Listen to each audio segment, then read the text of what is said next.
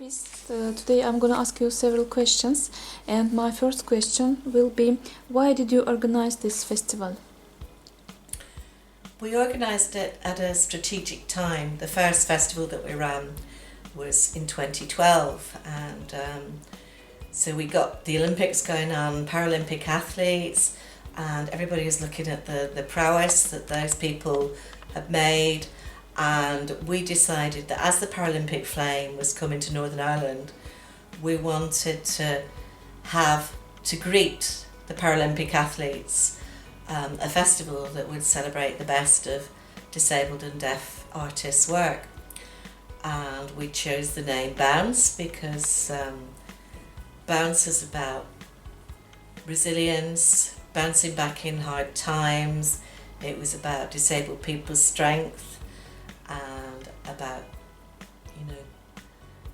finding our way through the difficulties that we face, the challenges we face. But it was also about exuberance and happiness and having a good time. And so we wanted the festival to present those two things. One, resilience, and two, excitement, joy in achievement. Which method did you use? So we're a disabled-led organisation. So the first thing to do was to talk to our board, which is of all disabled and deaf people, and to find out what people thought of the idea, and to talk to funders, because we wanted from the outset for it to be a professional festival where people would get paid, where we present the very best work that was available to us, and we prioritised artistic quality in the work that we presented. But we also needed to have a caucus of people that were interested in the festival happening. And that's about it really. What did you want to teach? We didn't want to teach anything. So we wanted to celebrate disabled people's achievement. We wanted to present exciting work. We wanted to challenge people's preconceptions about what disabled people can and can't do, and what disabled artists could achieve, disabled and deaf artists. So we presented the best work that was available to us, and we put the money into two main productions. One was a piece called The Ugly Spirit, and it took people behind the scenes at a freak show and also briefly visited Nazi Germany. So we'd started off with extreme challenge in that piece in terms of the content, because a freak show is something that a lot of people would kind of go about. And we'd gone behind the scenes at this freak show where there were conjoined twins who were being used to make money at a circus. And it turned out the story of those conjoined twins was that they'd been targeted as part of the first wave of the Holocaust. Actually targeted disabled people, and people tend to forget that.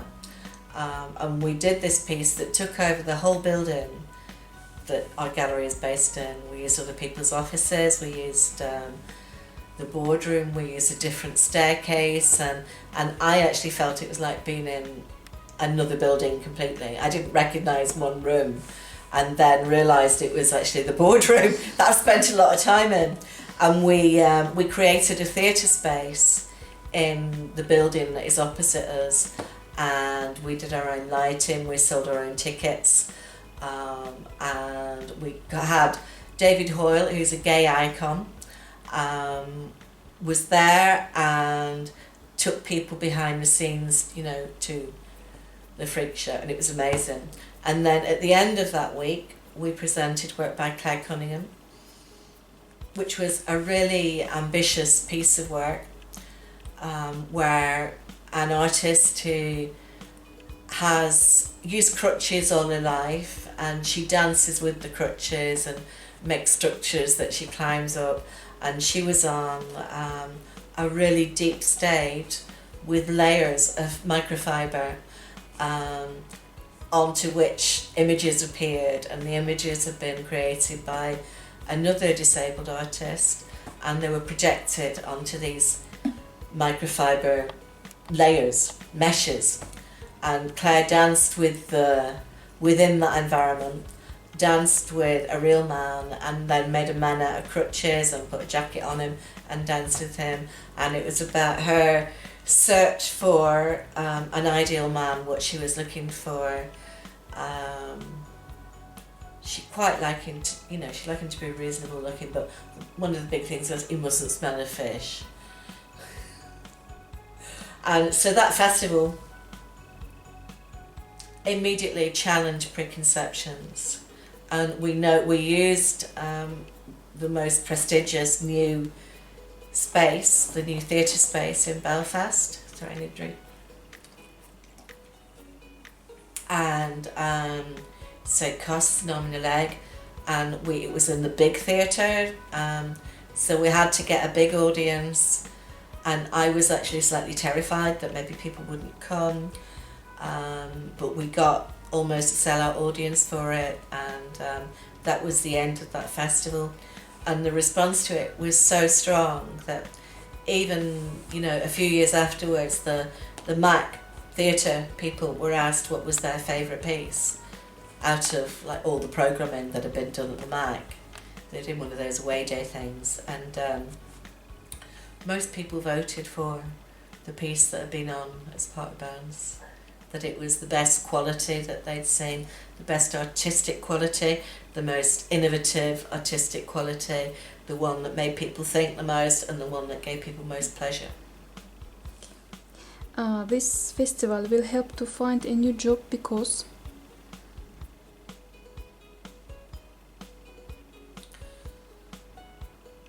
So what was that question? Oh, how will the festival help people find a job? Well, people that are more informed are more capable of getting jobs.